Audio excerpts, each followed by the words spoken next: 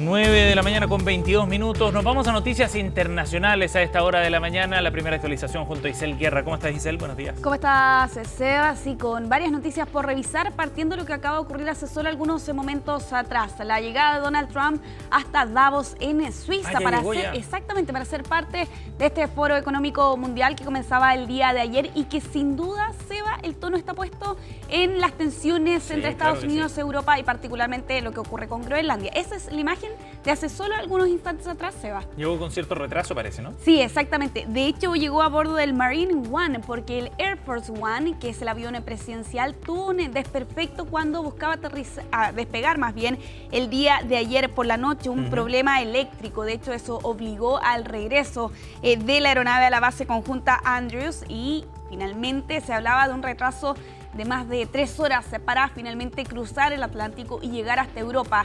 2 horas y un par de minutos más finalmente fue lo que tardó Trump y el retraso que estaba previsto para esta jornada, ¿no?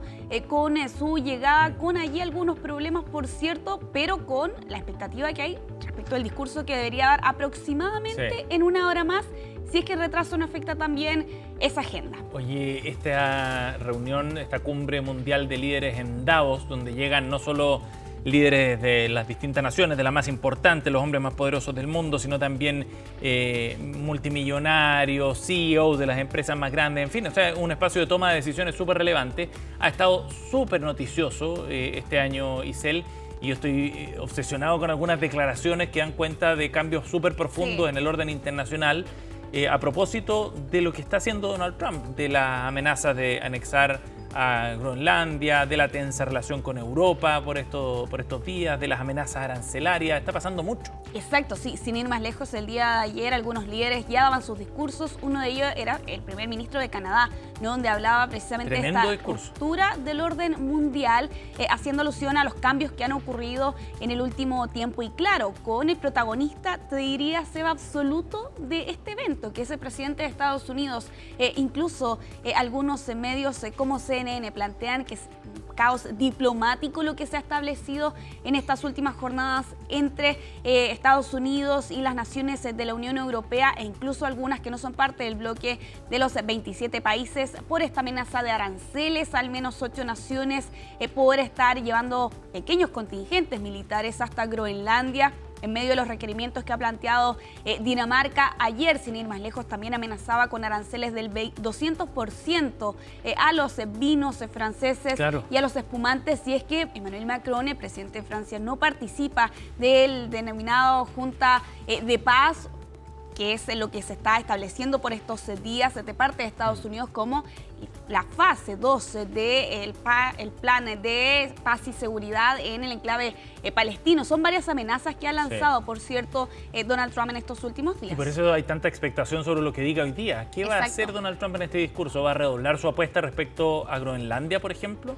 ¿O va a dar pie atrás tratando de bajar un poco los ánimos?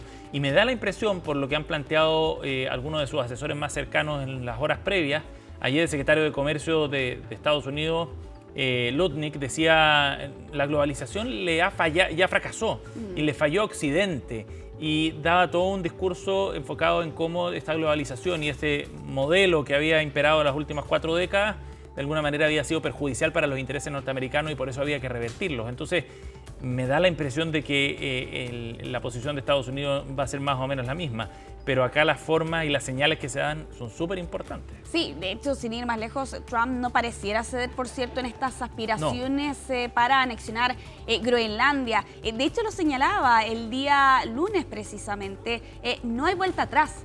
Respecto de ese plan que tiene Estados Unidos, que ojo, no es nuevo, lo había planteado en su primer mandato. En ese momento se hablaba de la posibilidad de comprar la que es considerada y la que es más bien la isla más grande del planeta. Y en esa misma línea se refuerza este mensaje a raíz de lo ocurrido en Venezuela con la captura de Nicolás Maduro. Y ya plantea la idea de que o por las buenas o por las malas, ¿no? Ya no solo bajo la lógica eventual de una posible compra de este territorio, sino que directamente con acciones militares. De hecho, le preguntaban previo a su despegue a Davos, ¿hasta qué punto está dispuesto a llegar? Le preguntaba uno de los periodistas allá en la Casa Blanca y Trump respondía, ya lo verán. De hecho, en más de alguna oportunidad se ha escuchado por parte de la Casa Blanca una amenaza explícita, ¿no?, del uso del lema de, en su momento, Ronald Reagan, la paz mediante la fuerza.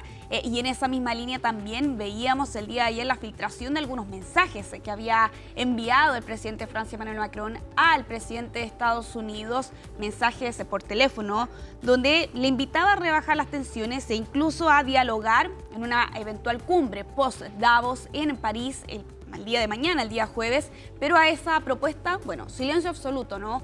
Son parte de las señales que uno puede leer, por cierto, a raíz de lo que está ocurriendo en el hemisferio norte, pero sin duda, Seba, el punto más crucial, te diría, dentro de estas señales, esta carta que enviaba el primer ministro de Noruega, ¿no?, donde aseguraba que ya no se sentía obligado, ¿no?, a pensar únicamente en la paz, a raíz de la situación en Groenlandia, porque él no había ganado el Premio Nobel de la Paz, precisamente. Claro, exactamente.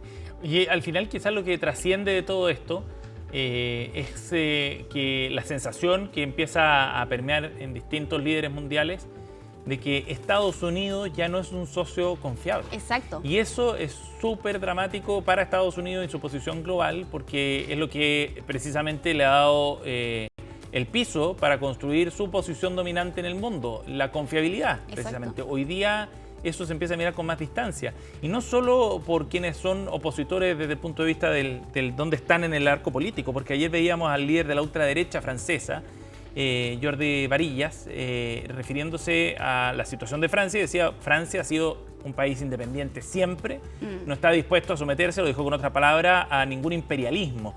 Y así otras señales del primer ministro de Bélgica, lo que decíamos del primer ministro de Canadá, del mismo Emmanuel Macron, van todas en la línea de decir: ok, hasta aquí llegamos, esta es la línea, se está cruzando líneas rojas y hay que buscar otra forma de organizarse, y empiezan a mirar, por ejemplo, hacia China como un aliado en ciertos aspectos. Y lo veíamos, sin ir más lejos, con Canadá la semana pasada, ¿no? Precisamente lo comentamos en esta misma mesa, ¿no? Claro. Esa visita que hacía Mark Carney hasta Beijing para reunirse con Xi Jinping en medio de alianzas comerciales reforzadas después de años de distancia entre estas dos naciones, pero precisamente buscaba Canadá allí dejar esa dependencia con Estados Unidos. Y respecto del tema que tú planteas, Seba, muy crucial, por cierto, respecto de la confiabilidad o no que entrega Estados Unidos, bueno, hay que tener en cuenta que hace 6 meses atrás se había alcanzado un acuerdo en medio de esta guerra arancelaria con la Unión Europea, y no ha pasado ni medio año y precisamente se ve resquebrajada, ¿no?, esos acuerdos que se habían alcanzado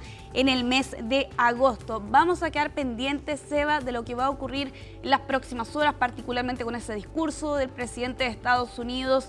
Vamos a ver finalmente cuáles van a ser esas declaraciones, cuál va a ser el tono que va a tomar respecto de la tensión con Europa, de la situación y de las advertencias a Groenlandia. Ojo, porque esta semana, sin ir más lejos, Trump aseguraba que Dinamarca no estaba preparada para resguardar la seguridad de esta isla, y ya vemos precisamente cómo ahora se plantea, Seba, no solo que es respecto de seguridad nacional de Estados Unidos, la necesidad de acceder a Groenlandia, sino que ahora directamente acusando a las naciones aliadas, porque, sin ir más lejos, Dinamarca es parte de la OTAN, claro, que no está disponible finalmente o preparada para resguardar también la integridad y la seguridad de ese territorio. De caos diplomáticos hablan en algunos sitios a nivel internacional, también CNN, sin ir más lejos, a propósito de lo que está ocurriendo ahí en Suiza. Bueno, en una hora, cerca de una hora, debería hablar Donald Trump. Exacto. Ya tendremos los detalles de su mensaje. Gracias, Isabel. Nos vemos, Seba. Nos vemos más tarde.